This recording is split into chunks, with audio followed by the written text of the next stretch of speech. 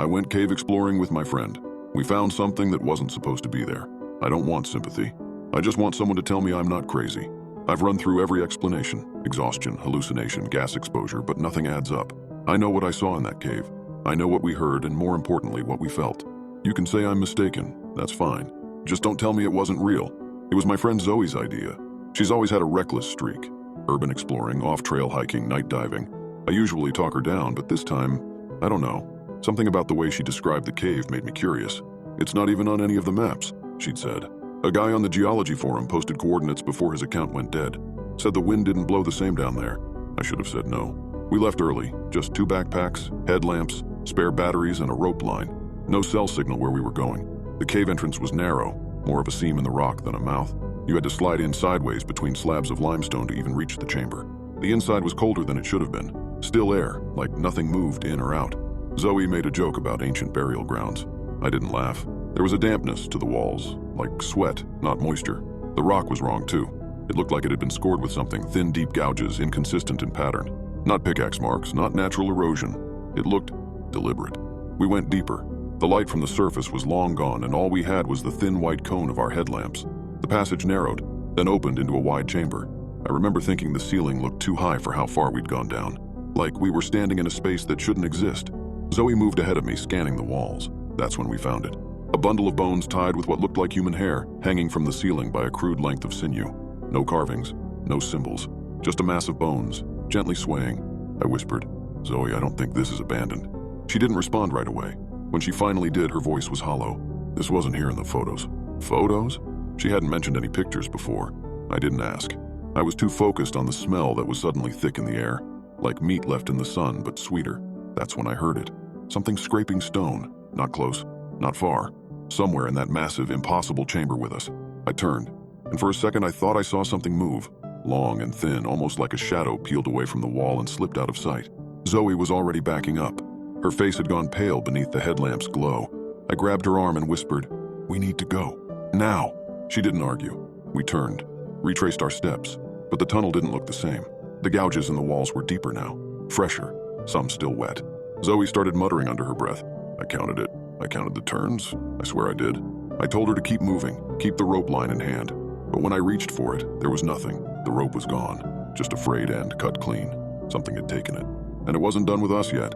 Zoe was unraveling. Her breaths were fast and shallow, fogging up the inside of her headlamp lens. I grabbed her by the shoulders, more to steady myself than her. "Hey," I said quietly but firmly. "We need to keep our heads. You counted the turns, right? So think, what's next?" She shook her head, eyes wide. "I don't know. I did count them, I swear.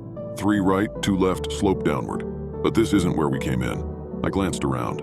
The stone felt tighter somehow, angrier. The air had thickened, like the cave was exhaling slowly and we were breathing in its rot. That smell was stronger now, clotted, sickly sweet. I listened. There, beneath Zoe's frantic breathing. Not hers, not mine. Something deep, rhythmic. A slow drag in and out, not from any one direction, just around us, embedded in the walls, or beneath them. I shushed her and held my hand out. She went quiet. We both heard it then. Not a growl, not a snarl, just breath. Like lungs the size of the room, expanding in time with our fear. I scanned the area. "There, look," I whispered. About 10 feet up, there was a narrow ledge. Natural rock, slanted inward like a lip above the tunnel mouth. If we could get up there, maybe we'd get a better view of the layout, or at least feel like we weren't being watched from every direction. I helped Zoe climb first, boosting her from below. Her boots scraped and kicked loose gravel, and I winced with every sound. My turn was harder. My fingers trembled against the sharp stone, my legs aching from tension and cold, but I made it. The ledge was wide enough for us to crouch. Our lights reached further up here. That's when I saw it. A shape just outside the cone of our beams. It was too tall. That was my first thought. Not like a person. Like someone had been stretched upright, arms long, joints sharp, body so thin you could see where the ribs nearly pierced the skin. Its back was turned. Pale, scabbed flesh stretched tight over its frame. Its head scraped the ceiling, and it was listening.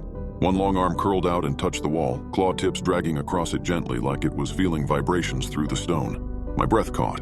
It froze. No sound, no movement. Then its head twisted, not turned, twisted, the neck bending like a broken branch until one sunken, pupilless socket faced our direction. It didn't blink. It didn't move. Zoe made a noise, something between a whimper and a choked breath, and I grabbed her mouth just in time. The thing tilted its head. Its other hand flexed. Claws like carved antler tips scraped together, click, click, click. Then it sank back into the dark. Not walking, melting.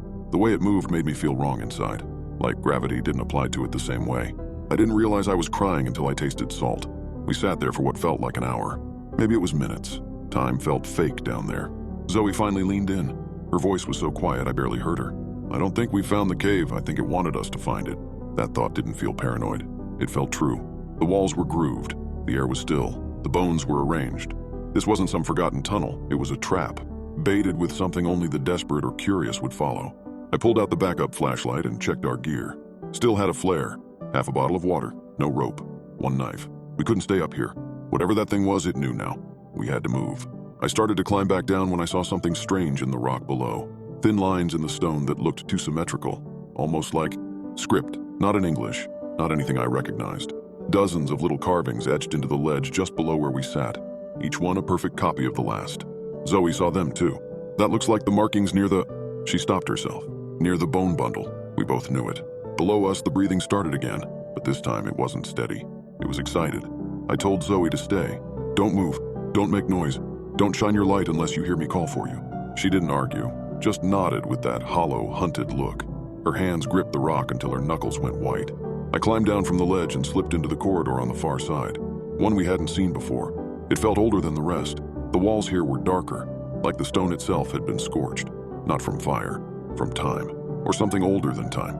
My boots crunched something brittle beneath them. I didn't look down. The deeper I moved, the warmer it got. Not physically, that's not the right word. It was like the space remembered heat, a stale, decaying warmth that stuck to your skin like grease. I turned a corner and found another chamber. This one was smaller, oval-shaped. The walls weren't stone anymore, at least not naturally. They were carved into reliefs, figures I didn't recognize arranged in circles, each with their heads bent toward the center. In the middle of the room was a pit. I don't know how deep it went. My light couldn't reach the bottom, but I could hear it. Something moving down there. Slow, wet, rhythmic. It didn't echo. I backed out before whatever was down there noticed me. When I returned to the ledge, Zoe was gone. No blood, no drag marks, no scuffle, just gone. Except there was a new bone bundle, hanging from the rock just below where we had been sitting. Fresh, not skeletal, not cleaned. Something wet still clung to the twine holding it together. I didn't scream. I didn't cry. I couldn't. My body locked up, my mind flooded with one thought that repeated over and over. It took her. My flashlight flickered. Not out, just dimmed. The way a dying memory does in the back of your mind when something older pushes forward. I ran. I don't remember the path I took, only that the cave shifted around me. The same hallway split and doubled back. I saw my own footprints over and over again, and then I didn't. There were no footprints, no dust, just smooth stone as if nothing and no one had ever walked there before. When I finally collapsed, I was staring up at a patch of sky. Pale morning light filtered through a hole barely large enough to crawl through. Roots hung like fingers. I pulled myself out with everything I had left. I don't remember how I got back to the car, or how I drove. I woke up in my apartment 2 days later, dehydrated and covered in scrapes. Zoe's things were still in the trunk. She's never been reported missing. No records, no digital footprint. It's like she was erased the moment we stepped into that place. Except, yesterday someone slid something under my door. A strip of pale leather, tied around a bundle of hair. Zoe's. I recognized the braid. There were markings burned into the leather. Same as the carvings in that cave. I've spent hours trying to match them to anything. Runic scripts, tribal symbology, ancient languages. Nothing matches exactly, but one symbol keeps showing up. It looks like a figure bent backward over a ring of thorns. Sometimes it's drawn with antlers. Sometimes it has no face. Sometimes it looks like it's smiling. I'm not posting this for clout. I don't care if anyone believes me. I'm posting it because I found something else burned into the inside of the leather. Not an ancient script. In English. 5 words. You were meant to watch. I haven't slept since, and I'm not sure I should. Because sometimes, just before dawn, I hear breathing in the walls.